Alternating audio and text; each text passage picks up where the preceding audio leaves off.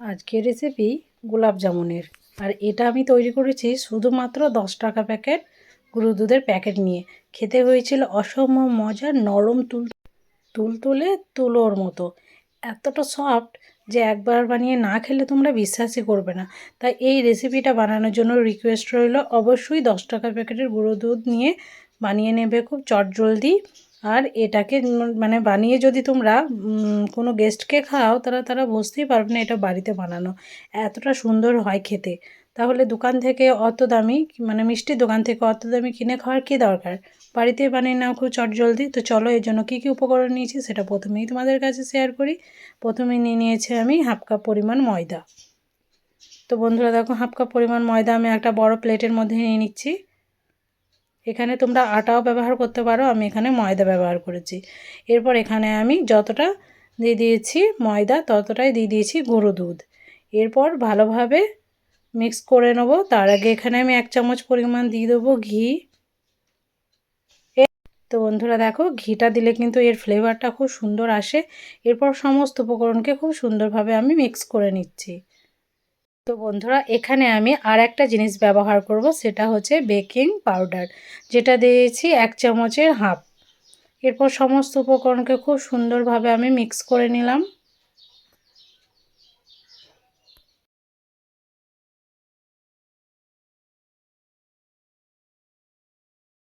তো বন্ধুরা দেখো, শুকনো উপকরণকে আমি খুব ভালোভাবে মিক্স করে নিয়েছি। এরপর হাতে করে একটু ভালোভাবে মানে ঘিটাকে মিক্স করে নেব।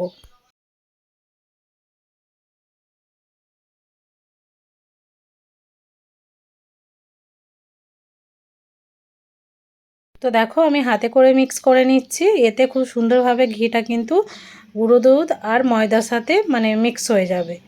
তাই খুব ভালোভাবে মিক্স করে নিচ্ছি।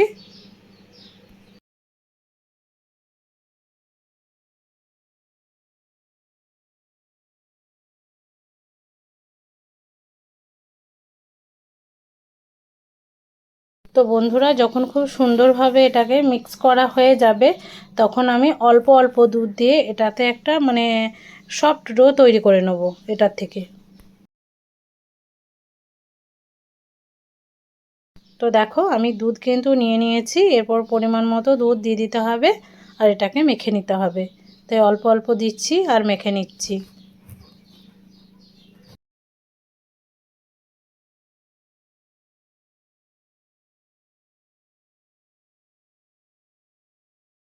তো এইভাবে যদি চটজলদি 10 টাকা প্যাকেট গুঁড়ো দুধের প্যাকেট নিয়ে যদি 1 কিলো গোলাপ জামুন পাওয়া যায়, তাহলে দোকান থেকে কেনার আর কি প্রয়োজন আছে।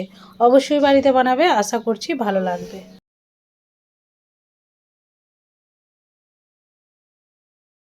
তো বন্ধুরা দেখো, কথা বলতে বলতে ডোটা কিন্তু আমার মাখা হয়ে গেছে। আর এটা একটু চ্যাটচ্যাটে টাইপের হবে, ভয় পাওয়ার কিন্তু কোনো প্রয়োজন নেই। একটু রেস্টে রাখলেই কিন্তু খুব সুন্দরভাবে এটা সফট হয়ে যায়। তো দেখো, প্রথমে কিন্তু হাতে লেগে যাচ্ছে।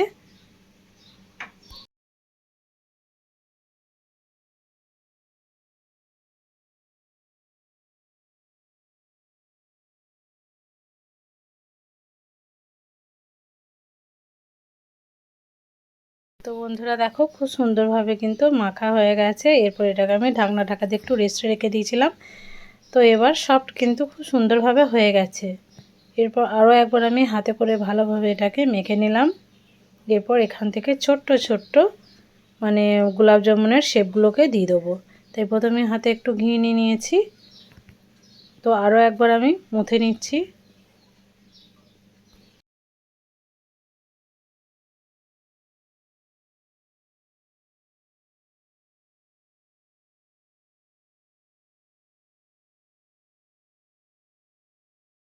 তো দেখো, এবার চলো এইগুলোকে বানিয়ে নিই, মানে মিষ্টিগুলোকে বানিয়ে নিই।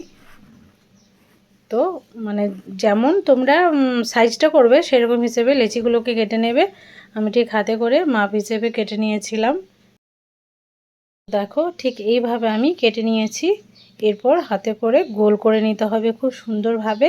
মানে যেমনভাবে গোল করবে তেমনই সুন্দর হবে। একটু কিন্তু ফাটা থাকলে হবে না, তাহলে মিষ্টিগুলো কিন্তু টোটালি ফেটে যাবে। তাই যতটা সম্ভব সুন্দর করে এটাকে মানে গোল করে নিতে হবে। তো দেখো, একটা আমার রেডি হয়ে গেছে। এটাকে আমি একটা প্লেটের মধ্যে তুলে রাখছি। তো সেম পদ্ধতিতে আর একটাকেও বানিয়ে তোমাদেরকে দেখাচ্ছি। তো প্রথমে আমি ঘি নিয়ে নিচ্ছি হাতে। এরপর দেখো, আর দেখেই বুঝতে পারছো কতটা পরিমাণ সফট হয়েছে, এটা হাতে কিন্তু আর লেগে যায়নি। তো আবারও খুব সুন্দরভাবে গোল করে নিয়েছি। তো খুব সুন্দরভাবে গোলটা করে নিতে হবে। তো আর একটাও রেডি, সেম পদ্ধতিতে সবগুলোকেই আমি বানিয়ে নিয়েছি দেখো। আর সবগুলোই আমার রেডি হয়ে গেছে। আর প্রত্যেকটাই কিন্তু একই হয়েছে, মানে সাইজগুলো। তো চলো এগুলোকে এবার ভেজে নেওয়ার পালা। তাই গ্যাস ওভেনে একটা কড়াইয়ের মধ্যে আমি তেল চাপিয়েই দিয়েছি অলরেডি। এরপর এই তেলটা যখন একটু গরম হয়ে যাবে তখন এই মিষ্টিগুলোকে আমি ভেজে নেব। তাই এক এক করে দিয়ে দিচ্ছি দেখো।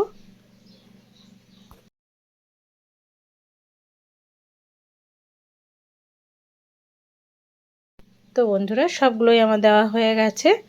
এরপর লো টু মিডিয়াম আঁচের মধ্যে এগুলোকে ভেজে নিতে হবে একটু লালচে করে। যেহেতু গোলাপ জামুন একটু লাল টাইপের হয়, তার জন্য এটাকে একটু ডিপ ফ্রাই করতে হবে। তো ঘুরিয়ে ঘুরিয়ে নিতে হবে, নাহলে এক সাইডে আবার ধরে যাবে। আর দেখেই বুঝতে পারছো কতটা মানে পরিমাণ ফুলে গেছে মিষ্টিগুলো।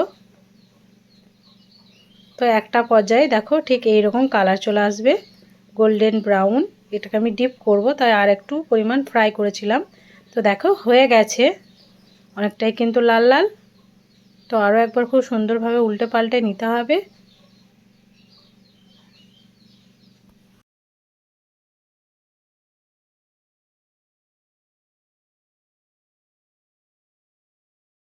তো বন্ধুরা দেখো এবার কিন্তু হয়ে গেছে। এরপর এগুলোকে তেল ঝরিয়ে আমি তুলে নিচ্ছি।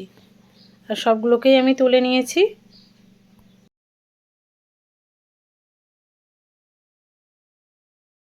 আর দেখো একসঙ্গে দেখতে কতটা সুন্দর লাগছে। এরপর চলো শিরা তৈরি করে নিতে হবে। তাই আমি যতটা পরিমাণ গুঁড়ো দুধ নিয়েছিলাম ততটা পরিমাণ চিনি দিয়ে দিয়েছি। এরপর গ্যাস ওভেনে একটা কড়াই চাপিয়ে দিয়েছি। চিনিটা দেওয়ার পর সম পরিমাণেই জল দিয়ে দিতে হবে, মানে এটা একটা শিরা তৈরি করে নিতে হবে। দিয়ে দিয়েছি সাদার গন্ধের জন্য এলাচকে ফাটিয়ে। এরপর দেখো মিক্স করে নিচ্ছি চিনিটাকে জলের সাথে। একটু খুব সুন্দরভাবে মানে গলিয়ে নিতে হবে চিনিটাকে। চিনিটা যখন খুব সুন্দরভাবে গলে যাবে, মানে যখন ফুটে যাবে, তখনই সেই গোলাপ জামুনগুলোকে এই শিরার মধ্যে দিয়ে দিতে হবে। আর খুব সুন্দরভাবে বেশ কিছুক্ষণ ফুটিয়ে নিতে হবে এটাকে। তো প্রথমেই নেড়ে নিচ্ছি। আর বেশ কিছুক্ষণ ফুটিয়ে নিলেই কিন্তু নরম তুলতুলে তুলোর মতো গোলাপ জামুন আমার রেডি হয়ে যাবে। তো বন্ধুরা দেখো একটু ঢাকা দিয়ে আমি এটাকে মানে ফুটিয়ে নিচ্ছিলাম। তো লো টু মিডিয়াম আঁচের মধ্যে ছিল, তার জন্য ঢাকনাটা আমি দিয়ে দিয়েছিলাম। তো বন্ধুরা চলো এরপরে এগুলোকে সার্ভ করে দেখাই। এটা রেডি হয়ে গেছে, তো ঠান্ডাও হয়ে গেছে। এরপর তোমাদেরকে আমি দেখাচ্ছি দেখো। তো এটাকে কিছুক্ষণ রেস্টে রেখে দেবে, তাহলে আরও সুন্দরভাবে এটা ফুলে যাবে। আর দেখো কতটা পরিমাণ ফুলে ডবল হয়ে গেছে। প্রত্যেকটাই কিন্তু গোলাপ জামুন খুব সুন্দরভাবে রেডি হয়েছিল। তো একটা প্লেটের মধ্যে আমি তোমাদেরকে দেখাচ্ছি সার্ভ করে। প্লেটের মধ্যে তুলে নিচ্ছি। তো দেখো বন্ধুরা কতটা সুন্দর আর কতটা সফট হয়েছে এগুলো।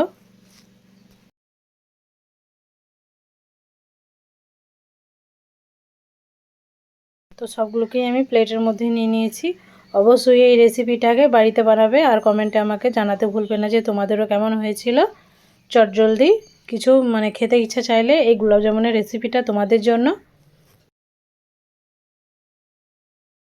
তো বন্ধুরা যারা নতুন আছো তারা চ্যানেলটাকে অতি অবশ্যই সাবস্ক্রাইব করে আমার পাশে থাকবে, বেল আইকনটা অবশ্যই ক্লিক করে রাখবে, যাতে আরও নিত্য নতুন ভিডিও তোমরা সর্বপ্রথম পেয়ে যাও। তো দেখো কতটা নরম তুলতুলে তোমাদেরকে দেখাচ্ছি। আর ভিডিওটাকে ফুল ওয়াচ করে চ্যানেলটাকে অতি অবশ্যই সাবস্ক্রাইব করে যাবে, বারবার বলছি বন্ধুরা। তো আজকের ভিডিও আমার এতটুকুই। দেখা হচ্ছে পরবর্তী ভিডিওতে। ভালো থাকবে, সুস্থ থাকবে, আর পরবর্তী ভিডিওর জন্য অবশ্যই কিন্তু অপেক্ষা করবে।